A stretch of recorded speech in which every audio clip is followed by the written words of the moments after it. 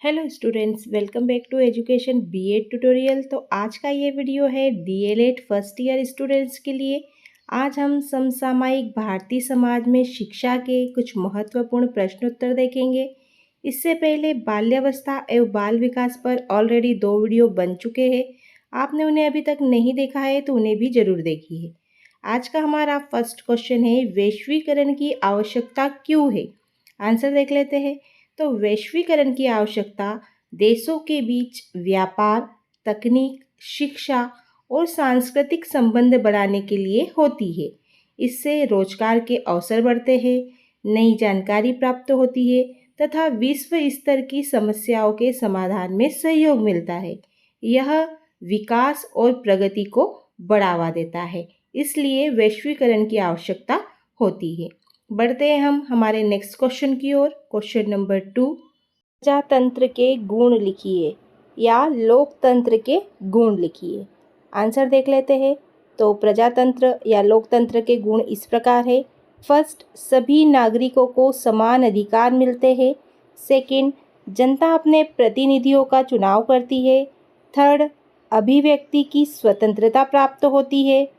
Fourth, सरकार जनता के प्रति उत्तरदायी रहती है।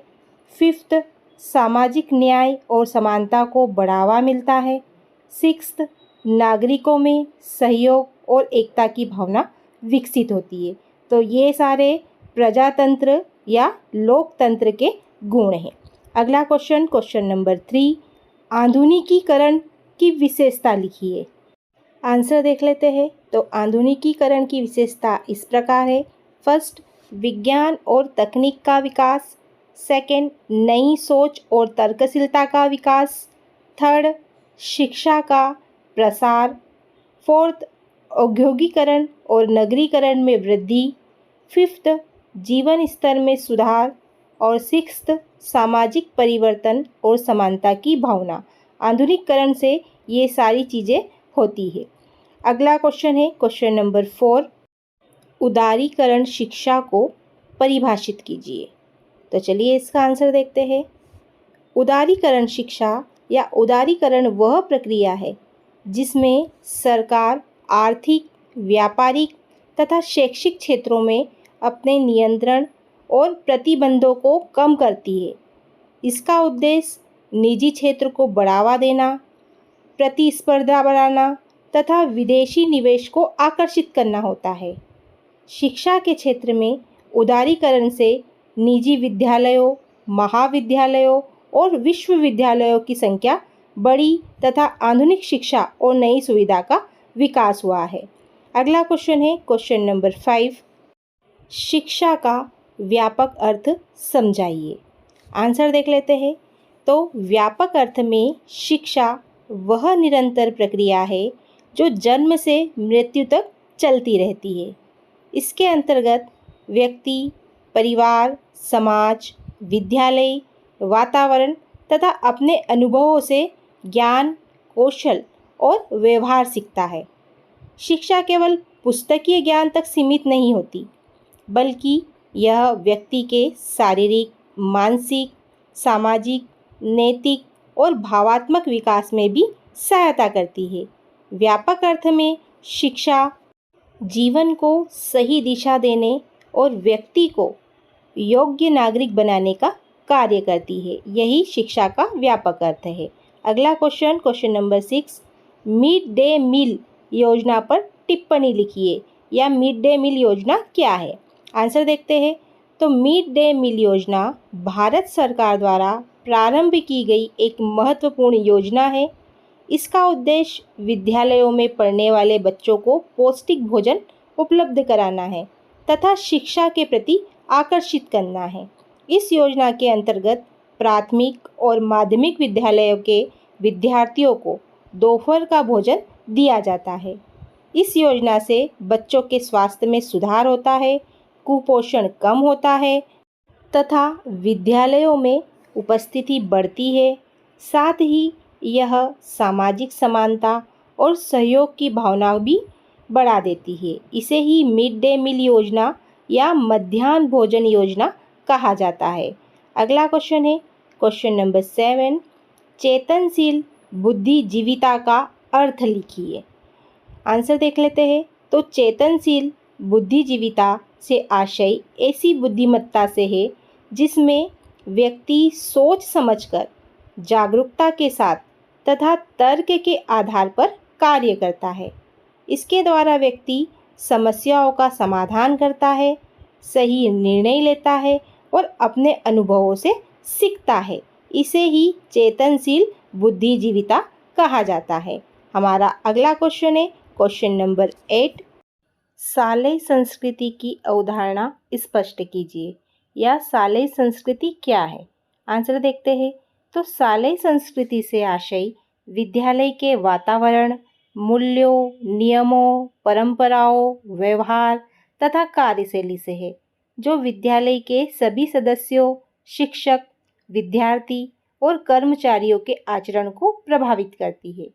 यह विद्यालय में अनुशासन, सहयोग, सम्मान, नैतिकता और सीखने की सकारात्मक भावना को विकसित करती है।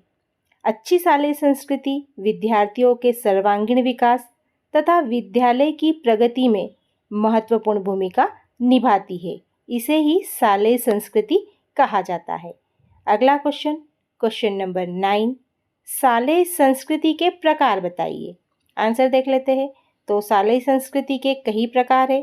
फर्स्ट है लोकतांत्रिक शालेय संस्कृति। इसमें सभी को समान अवसर और विचार व्यक्त करने की स्वतंत्रता मिलती है। सेकेंड है अनुशासनात्मक शालेय संस्कृति। इसमें नियम, अनुशासन और समय पालन पर अधिक ध्यान दिया जाता है। फिर थर्ड है सहयोगात्मक शालेय संस्कृति। इसमें शिक्षक, विद्यार्थी और अभिभावकों के बीच सहयोग और सहभागिता होती है। फिर फोर्थ प्रकार है प्रतिस्पर्धात्मक शालेय संस्कृति। इसमें विद्यार्थियों को बेहतर प्रदर्शन के लिए प्रेरित किया जाता है। और फिफ्थ है रचनात्मक शालेय संस्कृति। इसमें नवाचार, कला, खेल और सृजनात्मक कार्यों को प्रोत्साहन दिया जाता है। ये है शालेय संस्कृति के प्रकार। बढ़ते हैं नेक्स्ट क्वेश्चन की ओर। Question number 10। वैश्वीकरण में शिक्षा की भूमिका को स्पष्ट कीजिए। आंसर देख लेते हैं। तो वैश्वीकरण में शिक्षा की महत्वपूर्ण भूमिका होती है। शिक्षा व्यक्ति को विश्व स्तर पर होने वाले सामाजिक, आर्थिक, वैज्ञानिक एवं तकनीकी परिवर्तनों को समझने योग्य बनाती है। इसके माध्यम से मनुष्य नई तकनीकों, भाषाओं तथा आधुनिक ज्ञान से परिचित होता है। शिक्षा वैश्विक प्रतिस्पर्धा के लिए आवश्यक कौशल विकसित करती है, जिससे रोजगार के अवसर बढ़ते हैं। यह विभिन्न देशों की संस्कृति, विचार और मूल्यों को समझने में सहायता करती है और अंतर्राष्ट्रीय सहयोग की भावना को बढ़ावा देती है। इसलिए वैश्वीकरण में शिक्षा की महत्वपूर्ण भूमिका है। अगला क्वेश्चन, क्वेश्चन नंबर 11। वंचित बालक से क्या अभिप्राय है? आंसर देख लेते हैं। तो वंचित बालक से अभिप्राय ऐसे बालक से है जिसे जीवन की आवश्यकता, सुविधाएं, अवसर, शिक्षा, पोषण, प्रेम, सुरक्षा या सामाजिक सहयोग पर्याप्त मात्रा में प्राप्त नहीं हो पाता है। ऐसे बालक शारीरिक, मानसिक, सामाजिक या आर्थिक रूप से पिछड़े रह जाते हैं, मीन्स पीछे रह जाते हैं। यदि हम संक्षेप में कहना चाहे तो वंचित बालक वह है जो समाज की मूलभूत सुविधाओं और विकास के अवसरों से वंचित रह जाता है। इसे ही वंचित बालक कहा जाता है। अगला क्वेश्चन, क्वेश्चन नंबर 12। शिक्षा के सार्वजनिकरण की क्या आवश्यकता है? आंसर देखते हैं। तो शिक्षा के सार्वजनिकरण का अर्थ है सभी बच्चों को बिना किसी भेदभाव के शिक्षा उपलब्ध कराना। समाज और राष्ट्र के विकास के लिए इसका बहुत महत्व है। शिक्षा के सार्वजनिकरण की आवश्यकता इसलिए होती है कि सभी बच्चों को शिक्षा का अवसर देना चाहिए। अशिक्षा और गरीबी दूर करना, सामाजिक समानता बढ़ाना, राष्ट्र के विकास में सहायता करना और लोकतंत्र को मजबूत बनाना। इसलिए शिक्षा के सार्वजनिकरण की आवश्यकता होती है। आई होप ये क्वेश्चन आंसर आपको अच्छे लग रहे होंगे, समझ में आ रहे होंगे। ये सारे क्वेश्चन आंसर लास्ट 5 इयर्स के जो एग्ज़ाम थी उन्हीं में पूछे गए क्वेश्चनों से लिए गए हैं, जो कि आपकी परीक्षा में हेल्प करेंगे। हमारा अगला क्वेश्चन है क्वेश्चन नंबर 13, सामाजिक स्तरीकरण से क्या तात्पर्य है? आंसर देख लेते हैं। तो सामाजिक स्तरीकरण से तात्पर्य समाज का विभिन्न वर्गों या स्तरों में विभाजन होना है।